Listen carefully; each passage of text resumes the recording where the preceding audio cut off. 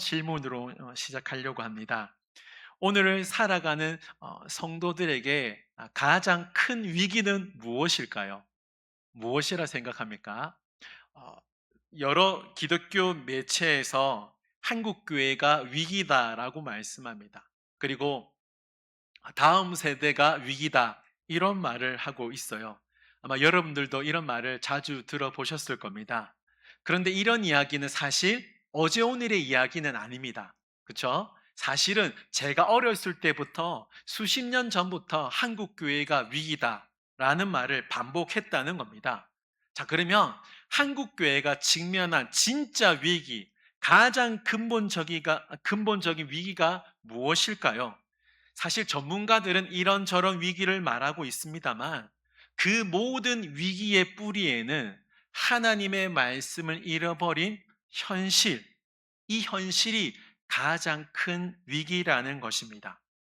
사실 제가 100번, 1000번 말해도 오늘 수많은 성도들이 뭘 알고 있어요? 성경을 읽어야 한다는 이 말을 누구나 다 알고 있습니다. 그러나 막상 삶을 들여다보면 어떻습니까? 여러분들이 너무 성경을 잘 읽으시니까 말을 못 하시는 거죠. 사실 현실을 보면 성경을 읽지 않는다는 거죠. 성경을 가까이 하지 않는다는 겁니다. 여러분, 왜 우리가 성경을 읽어야 하는 걸 알면서도 왜 성경을 읽지 못할까요? 왜 말씀을 멀리 하느냐라는 겁니다. 제가 세 가지로 이제 준비해 봤는데 좀 생각나는 것이 있어서 이렇게 준비했습니다. 첫 번째가 뭐냐면 바쁜 일상 때문에 하나님의 말씀이 우선순위에서 밀려났다는 거죠. 한번 말씀 보여주실까요? 네. 바쁜 일상 때문에 하나님의 말씀이 뒤로 밀려나게 되었다는 것입니다. 오늘날 이 시대를 살아가는 현대인들, 우리 성도들을 잘 보십시오. 진짜 많이 바쁩니다. 아침 일찍부터 일어나서 밤늦게 돌아오죠. 그 사이 어떤 일이 벌어집니까? 자녀 양육이 있습니다. 집안일도 있고 생계의 중압감, 이런저런 일들이 있다 보니까 피곤함을 호소하고 시간이 부족하다고 호소합니다. 자, 그러나 과연 우리가 진짜 시간이 없어서 성경을 읽지 못하는 것일까요? 아니면 우선순위가 바뀌었기 때문에 우리가 성경을 읽지 못하는 것은 아닐까 생각해 볼 수 있다라는 것입니다. 하루에도 수시로 우리는 뭐 하고 있습니까? 스마트폰을 봅니다. 그 스마트폰을 보면서 드라마, 유튜브, 또 어떤 분들은 주식을 보면서 여러 가지 몇 시간씩 시간을 투자하는데 하나님의 말씀을 읽는 데는 10분도 투자하지 못한다는 거죠. 이게 뭐예요? 문제는 시간이 없는 것이 아니라 하나님의 말씀이 우선순위에서 밀려났기 때문에 말씀을 읽지 않는다는 겁니다. 또 하나 두 번째 이유가 뭐냐면 하나님 말고 다른 대안이 있다고 믿기 때문입니다. 여러분들이 가지고 있는 이제 스마트폰 하나 가지고 무엇이든지 할 수 있습니다. 손만 몇 번만 움직이면 어떻게 돼요? 즉각적인 재미를 누릴 수 있고요. 자극적인 영상을 폭포수처럼 쏟아지는 그 시대에 우리가 살고 있다라는 거죠. 유명한 석학들의 어떤 이야기를 들을 수가 있습니다. 꼭 여행은 가지 못한다 할지라도 아침에는 유튜브를 통해 멕시코 여행을 갈 수 있고 저녁에는 유럽으로 대리만족을 하며 여행을 갈 수 있다라는 거죠. 그런데 문제가 뭐냐면 이 영상 매체를 통해서 우리가 화려하고 빠르게 강렬한 이 자극에 길들여지다 보니까 하나님 외에 나를 기쁘게 하고 하나님 외에 나를 채워줄 수 있는 다른 대안이 있다고 믿고 살아가게 된다라는 것이죠. 세상의 빠른 속도에 익숙해지다 보니까 정작 골방에 들어가서 성경책을 펼치고 하나님의 말씀을 묵상하는 이 시간이 지루하게 느껴진다라는 것이죠. 어떻게 표현하면 좀 고리타분하게 느끼고 있다라는 것입니다. 이러다 보니까 어떤 일이 벌어지냐? 영적 마비 증상이 일어난다라는 것이죠. 또 하나 우리가 성경을 읽지 않는 이유가 뭐냐면 성경이 어렵고 내 삶과 직접적으로 상관없는 무관심 때문에 성경을 읽지 않는다는 것입니다. 사실 저도 마찬가지입니다만 성경을 읽을 때 무슨 뜻인지 모를 때가 많잖아요. 그렇죠? 이 단어가 어렵고 왜 이렇게 좀 쉽게 표현하지 왜 이렇게 어렵게 표현했을까 이런 의문을 갖는 분들이 많이 있습니다. 그러다 보니까 이 성경을 수천 년 전의 옛날 이야기, 그래서 결국에는 오늘날 이 땅을 살아가는 나와 무슨 상관이 있냐 의문을 갖는 분이 있다라는 것이죠. 당장 눈에는 어떤 문제가 보입니까? 경제적인 문제, 물질적인 문제, 관계의 문제, 가족 간의 문제, 취업의 문제, 건강의 문제, 이 문제를 먼저 해결해야 하는 것처럼 보이니까 성경 말씀이 그냥 옛날 이야기로 느껴진다라는 거죠. 자, 그런데 여러분, 성경을 안 읽는 것이 오늘날의 문제일까요? 한 번만 도와주세요. 아니죠. 그쵸? 여러분, 이거는 성경을 안 읽는다는 건 목회자를 포함하는 겁니다, 여러분. 목회자들도 성경 안 읽어요. 저는 읽어요, 여러분. 네, 오해 마세요. 네, 저는 읽어요. 네, 네. 목회자를 포함해서 성경을 안 읽는 이 한국교회 성도들이 많이 있는데 이 문제가 오늘날의 문제는 아니라는 겁니다. 이스라엘 백성들을 보세요. 하나님의 은혜로 가나안 땅에 들어갔습니다. 그런데 결국 어떻게 됩니까? 하나님의 말씀을 멀리하니까 우상 숭배, 불순종을 하게 됩니다. 이로 말미암아 어떻게 됩니까? 우리나라처럼 남유다, 북이스라엘로 나뉘게 됩니다. 자, 여러분 먼저 북이스라엘을 볼게요. 북이스라엘 하니까 뭔가 좀 있어 보이죠? 이스라엘이라는, 우리는 맨날 이스라엘 하니까 뭐 좀 있어 보이잖아요. 근데 여러분, 북이스라엘, 이 속을 들여다보면 여러분, 하나님의 말씀과 전혀 상관없이 살아간 나라가 북이스라엘입니다. 자, 여러분, 성경을 보시면 아시겠지만 이스라엘의 역사를 보면 왕은 누가 정합니까? 네, 이스라엘의 왕은 다른 누구가 아니라 하나님이 왕을 정하십니다. 여러분, 이거 정말 중요합니다. 하나님이 왕을 정하세요. 그런데 나라가 나뉘고 나서 북이스라엘은 하나님이 정하는 것을 거부하고 힘센 사람이 왕이 되었습니다. 다시 말해, 누가 더 힘이 세냐에 따라 그 사람이 왕이 되고, 그 힘센 왕이, 그 사람이 왕이 되었지만 더 힘센 사람이 나타나면 이 왕은 그냥 죽는 겁니다. 흔적도 없이 사라지고 더 힘센 왕이 나라를 다스립니다. 그 나라가 북이스라엘이었어요.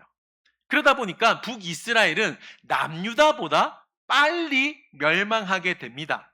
반면에 남유다의 특징은 하나님의 약속에 따라 다윗의 혈통을 통해서 왕이 이어졌습니다.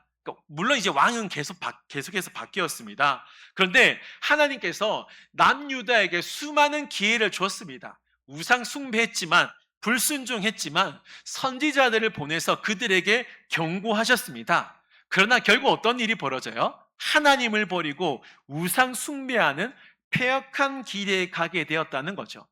그러다 결국에는 바벨론의 침공을 받아서 바벨론의 포로로 끌려가게 되었다는 거예요. 거룩한 도성은 무너졌어요. 성전 제사는 중단되었습니다. 약속의 땅마저 빼앗겨 버렸습니다. 희망이라고는 전혀 보이지 않는 이 남유다, 쉽게 말해서 이스라엘이라고 할게요. 이 이스라엘의 절망 한복판에 오늘 본문에 에스겔 선지자가 등장한다라는 거죠. 자, 선지자가 등장했다는 말은 뭐예요? 하나님이 이스라엘 백성들에게 하고자 하는 목적이 있었다는 거죠. 그렇죠, 여러분? 동의가 되시죠? 하나님께서 선지자를 사용하셨습니다. 구약에 보면 선지자들을 사용하셨죠. 하나님께서 선지자들을 사용하셨다는 건 하나님은 이스라엘 백성들에게 하고자 하는 목적이 있었다는 겁니다. 그 목적을 선지자들이 이스라엘 백성들에게 전해 주었다는 거죠. 자, 그렇다면 하나님께서 이 혼란 가운데 있는, 절망 가운데 있는 이스라엘 백성들에게 어떤 해결책을 주시는지 한번 보도록 하겠습니다. 오늘 본문 말씀 8절 말씀입니다. 에스겔 2장 8절 말씀 우리 다 같이 한번 읽겠습니다. 시작. 네가 내게 이르는 말을 듣고 그 패역한 족속같이 패역하지 말고 내 입을 벌리고 내가 내게 주는 것을 먹으라 하시기로. 아멘. 자, 여러분 이 말씀이 정말 중요한데 하나님께서는 절망 속에 빠져 있는 이스라엘 백성들에게 주시는 해결책이 뭐냐? 한번 따라해 보겠습니다. 하나님의 말씀. 네. 하나님의 말씀을 지금 먼저 에스겔 선지자에게 주는 겁니다. 자, 여러분 에스겔이 몇 장 있어요? 몇 장까지 있어요? 예, 말씀하셨습니다. 예, 말씀 안 했는데 그냥 제가 말씀했다는 거예요. 48장까지 있어요, 에스겔은. 자, 그런데 여러분 에스겔 전체 48장 가운데 오늘 본문 말씀 에스겔 2장 말씀이 정말 중요한 분기점에 있는 말씀입니다. 왜냐? 이스라엘 백성들에게 희망이 생겼다는 겁니다. 뭐라고요? 예, 희망이 생겼다는 거예요. 사실 지금 이스라엘 백성들은 위기고 절망 가운데 있었습니다. 왜? 바벨론 때문에 멸망당했거든요. 바벨론의 포로 생활을 한다는 건 상상조차 할 수 없었어요. 그런데 어떤 일이 벌어지냐? 우상 숭배로 말미암아 모든 것이 다 무너졌습니다. 지금 이스라엘 백성들에게는 희망도 없고 소망도 없고 미래가 완전히 사라졌어요. 그런데 하나님께서는 에스겔 선지자를 통하여 바벨론 포로 생활하고 있는 이스라엘 백성들에게 뭘 해결 방안으로 주신다고요? 예, 하나님의 말씀을 해결 방안으로 주신다는 겁니다. 자, 그렇다면 왜 하나님께서는 군사를 보내주실 수 있잖아요. 아니면 하나님이라면 바로 능력을 행하셔서 이스라엘 백성들 바로 이스라엘로 돌아오게도 할 수 있는데 다른 해결책이 아니라 말씀을 먼저 주셨다는 겁니다. 왜 그러면 하나님은 이스라엘 백성들에게 말씀을 주셨을까요?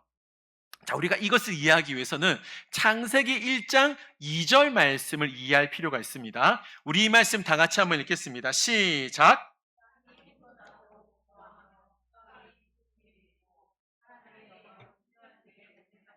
아멘. 감사합니다. 하나님께서 이 세상 만물을 창조하시기 전에 세 가지 상태를 이야기하고 있죠. 혼돈, 공허, 흑암입니다. 자, 여러분 창세기를 읽을 때 이 말씀은 참 중요한 말씀입니다. 하나님이 창조하기 전의 상태가 뭐라고요? 혼돈, 질서가 없는 것이 혼돈이죠. 아무것도 없는 것이 공허이고, 흑암은 뭐예요? 한 치 앞도 안 보이는 캄캄한 어두움을 흑암이라고 말하는 거예요. 지금 혼돈, 공허, 흑암이 이스라엘 백성들의 상황과 똑같았다는 겁니다. 모든 질서가 무너져서 혼돈스러웠습니다. 땅도 빼앗겼죠. 성전도 빼앗겼죠. 공허하죠. 미래가 전혀 보이지 않는 칠흑 같은 어둠 가운데 있었던 존재들이 이스라엘 백성이었다는 거죠. 자, 그런데 여러분 한번 보세요. 하나님께서 혼돈, 공허, 흑암 가운데 있었던 이 세상을 뭐로 바꾸셨습니까? 하나님의 말씀으로 바꾸셨다는 거죠. 그렇죠? 하나님이 빛이 있으라 말씀하심에 빛이 생겼어요. 하나님의 입에서 선포되는 그 말씀 때문에 혼돈한 그 세상이 질서가 있었고, 공허한 세상이 풍성함이 있었고, 흑암에 있던 세상이 찬란한 빛으로 바뀌게 되었다는 것입니다. 우리 인생도 마찬가지입니다. 여러분, 우리 인생도 혼돈, 공허, 흑암 가운데 있습니다. 그러다 보면 위기죠. 혼란스럽죠. 아무런 희망이 없는 삶을 우리도 살 수 있다라는 거죠.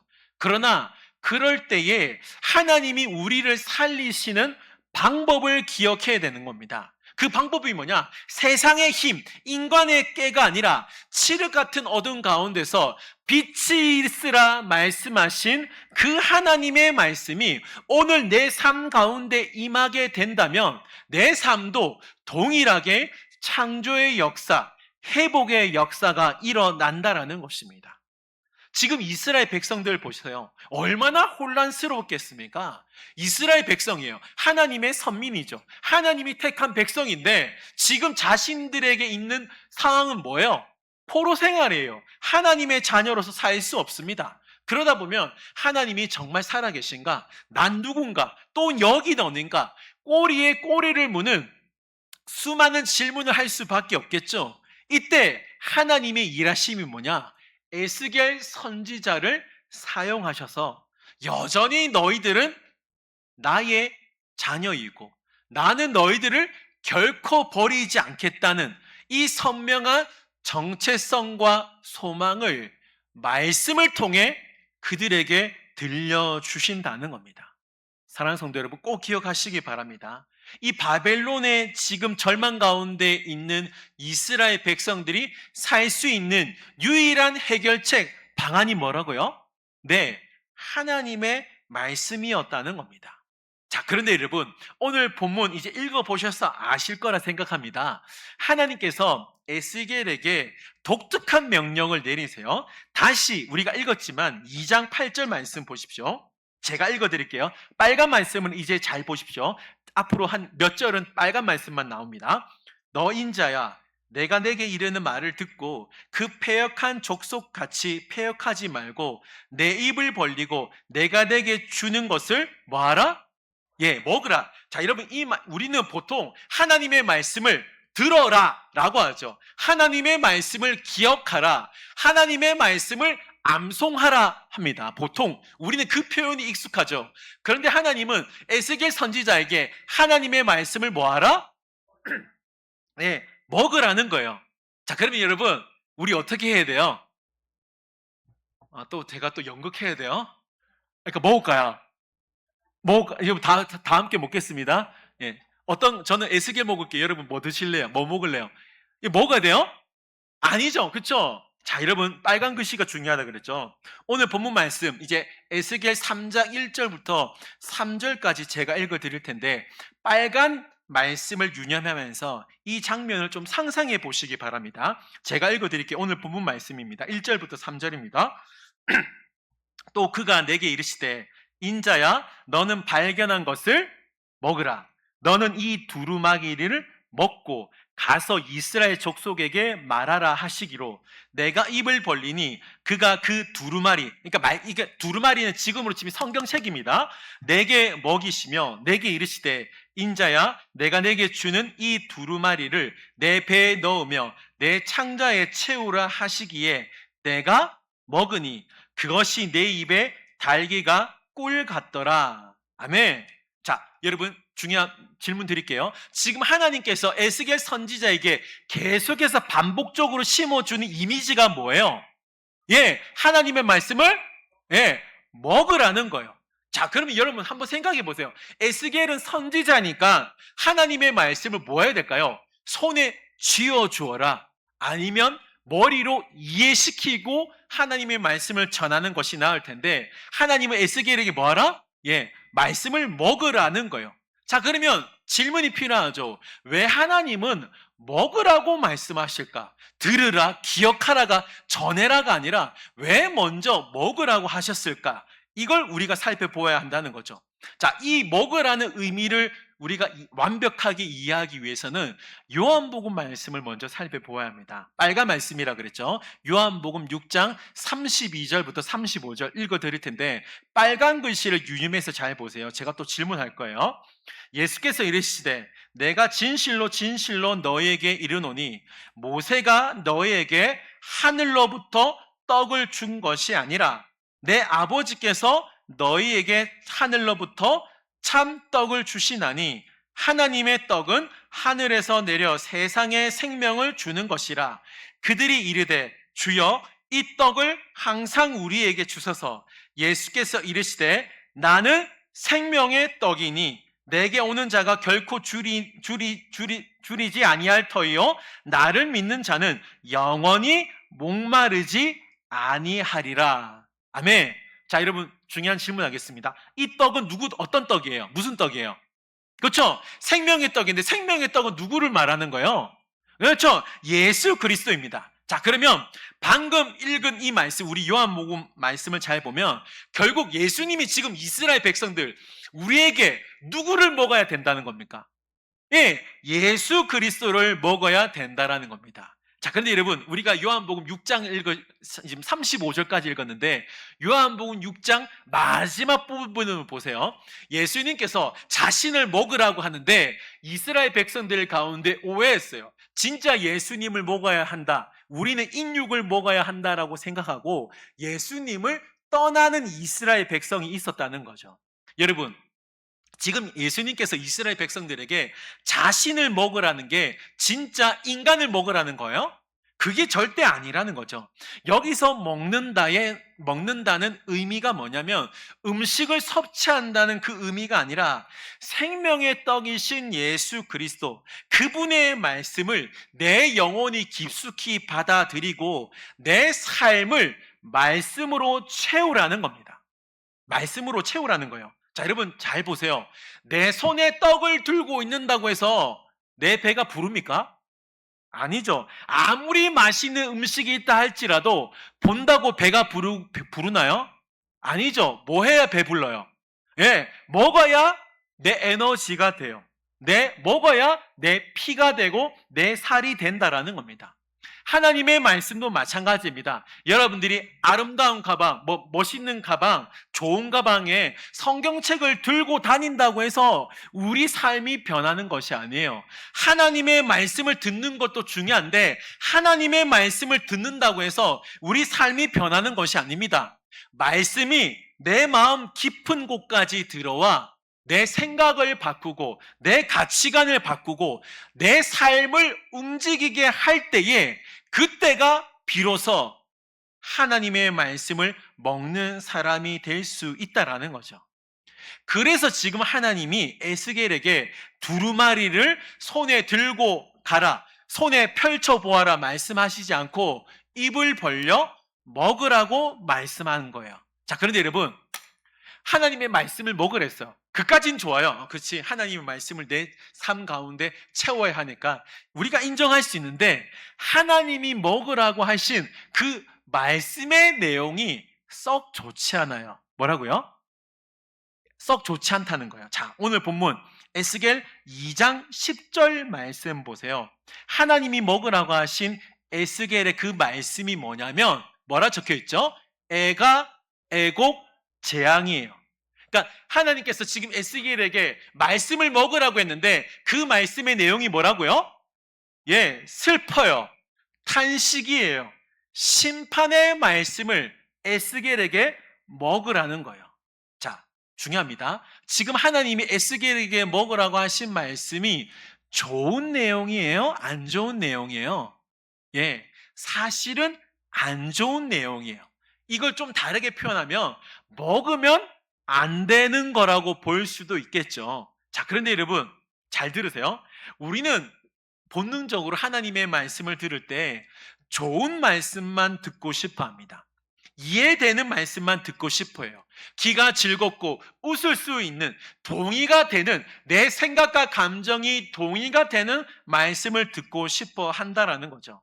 그런데 하나님의 말씀을 들을 때에 그 말씀을 선별해서 듣고 묵상하는 것이 아니라 비록 그 말씀이 내 마음에 들지 않고 썩 좋지 않은 하나님의 말씀, 그리고 그 말씀 때문에 내 마음이 불편하다 할지라도 하나님이 말씀하시는 건 뭐예요? 내 배에 놓고 내 창자에 차으로 하는 거죠. 이건 무슨 말이에요? 내 모든 장기가 말씀으로 이루어질 수 있도록 말씀을 차곡차곡 먹어야 된다라고 말씀하고 있습니다. 여러분 성경을 보시면 하나님의 말씀을 자기 입맛대로 선택하다가 심판을 받은 자가 있죠. 요나 아시죠? 요나가 하나님께서 요나에게 나타나셔서 원수의 나라인 니느웨에 가서 그들의 죄악을 지적하고 심판이 임한다, 이걸 전해라고 했습니다. 이 말씀을 전하라고 했는데 요나의 입장에서는 받아들이기 어려웠어요. 자신의 생각과 반대되었기 때문에 하나님의 말씀에 순종하지 않고 다시스로 도망가게 됩니다. 그러다 결국 어떤 일이 벌어집니까? 풍랑을 만나게 되었다는 거죠. 사랑하는 성도 여러분, 여기서 우리는 중요한 영적 진리를 발견할 수 있는데, 하나님의 말씀은 내 입맛대로 선택하는 것이 아니라 말씀을 있는 그대로 음미하고 소화해야 된다라는 것이죠. 이걸 기억하시기 바랍니다. 말씀을 읽을 때에 나를 위로하는 말씀, 내 생각과 동의되는 말씀을 읽어서는 안 된다는 거죠. 때로는 나의 죄를 지적하는 말씀, 십자가를 지고 나를 따르라, 이런 부담스러운 말씀을 슬그머니 패스하는 것이 아니라 그 말씀을 기억해야 된다라는 것이죠. 이걸 우리가 기억을 해야 된다는 겁니다.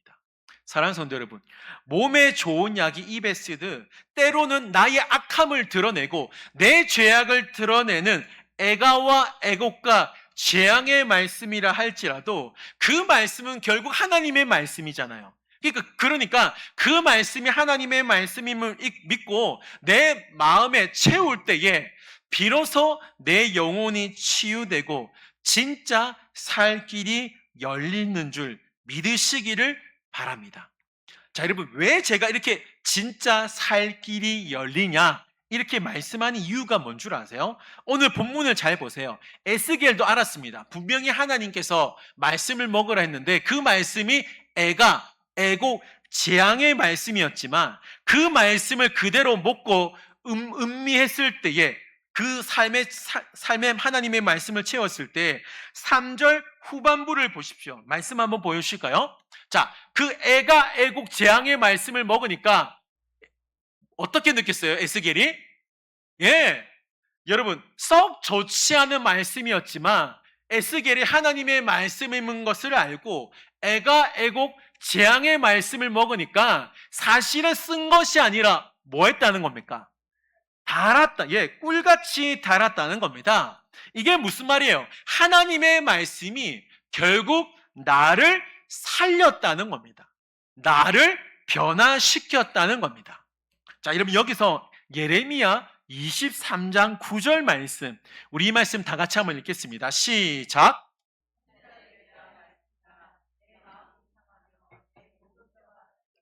내가 취한 사람 같으며 포도주에 잡힌 사람 같으니 이는 여호와 그 말씀 때문이라. 자, 여호와와 그 말씀 때문이라. 자, 여러분, 하나님의 말씀이 내 삶 가운데 진짜 임하고 그 말씀이 내 삶에 소화되기 시작하면 우리는 결코 이전과 같은 삶, 이전 같은 상태로 돌아갈 수 없다라는 겁니다. 왜냐하면 하나님 말씀 자체가 그 사람 존재 자체를 완전히 흔들어 놓기 때문입니다. 자, 여러분, 말씀 한번 보여주실래요? 네. 하나님의 말씀이 임하니까 내 마음이 완전히 자복하고 울게 되는 거예요.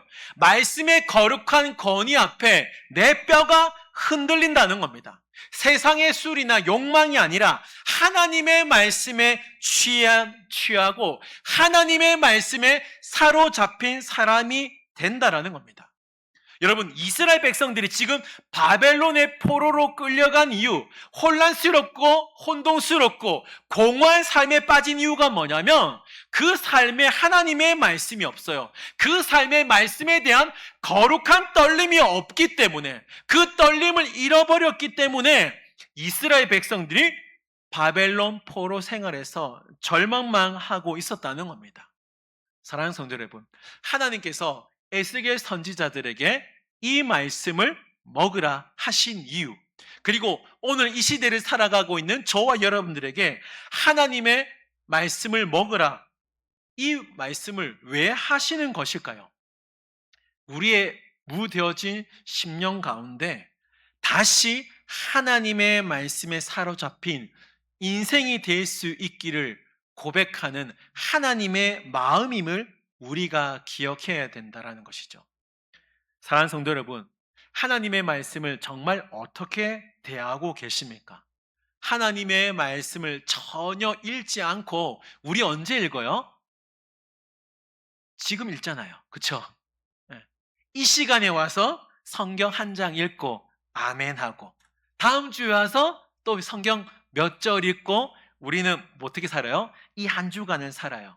여러분, 힘이 안 생긴다는 겁니다. 능력이 우리 삶에 일어나지 않는다는 거예요. 사랑하는 성도 여러분, 오늘 본문 말씀 에스겔 3장 10절 말씀 보십시오. 우리 말씀 다 같이 읽겠습니다. 또 내게 이르시되 인자야 내가 내게 이를 모든 말을 너는 네. 자, 이런 잘 보십시오. 이스라엘 백성들에게 에스겔 선지자에게 하나님의 말씀을 마음으로 받고 귀로 들으라고 지금 말씀하고 있습니다. 사랑하는 성도 여러분, 말씀을 먹는다는 건 하나님이 주시는 말씀이 나에게 위로의 말씀이든 나의 죄악을 드러내는 말씀이든 상관없이 그 말씀은 하나님의 말씀이기 때문에 내가 마음으로 받아들이고 내 귀가 하나님의 말씀을 들어야 된다라는 것이죠. 사랑하는 성도 여러분, 우리는 매일 무엇인가를 듣고 먹고 살아갑니다. 음식만 먹는 것이 아닙니다. 뉴스를 먹고 영상을 먹고 세상의 가치관을 먹고 다양한 사람들의 말을 먹고 살아가고 있어요. 결국 이 말은 무슨 말이에요? 내가 무엇을 먹느냐에 따라 내가 어떤 생각을 하고 내가 어떤 가치관으로 살아가며 내가 어떤 존재가 되는지 결정한다라는 것입니다. 그래서 예수님이 뭐라고 말씀하신 거예요? 사람이 떡으로만 사는 것이 아니라 하나님의 입으로부터 나오는 말씀으로 산다라고 말씀하셨습니다. 사랑하는 성도 여러분, 말씀을 정리하겠습니다. 하나님께서 바벨론의 포로로 잡혀 있는 이스라엘 백성들에게 군대를 주신 것도 아니고 물질을 주신 것도 아니고 환경을 바꿔 주신 것이 아니라 가장 먼저 하나님의 말씀을 주셨다는 겁니다. 왜냐하면 그 말씀이 사람을 살리고 나라를 살리고 교회를 살리기 때문입니다. 사랑하는 성도 여러분, 창세기를 보십시오. 내가 누구이며 인생의 뿌리가 뭔지 알 수 있어요. 시편을 보시기 바랍니다. 고난 가운데서 어떻게 하나님을 바라보아야 될지 가르쳐 줍니다. 잠언 말씀을 읽어보십시오. 아리송한 이 세상에서 어떻게 지혜롭게 살 수 있는지를 말씀해 주고 있습니다.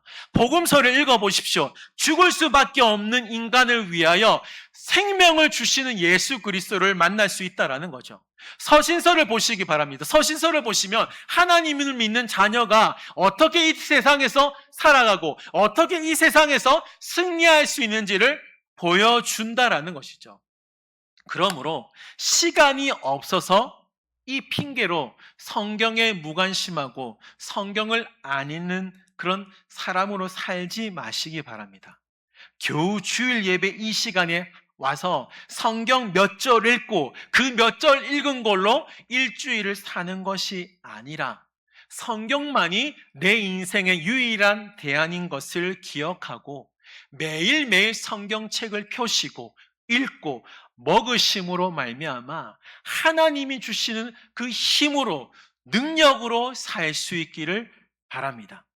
매일의 삶 속에서 하나님의 말씀을 펼치심으로 말미암아 하나님이 주시는 귀한 은혜를 정말 누리고 누릴 수 있는 저와 여러분들 될 수 있기를 주님의 이름으로 축원드립니다. 아멘.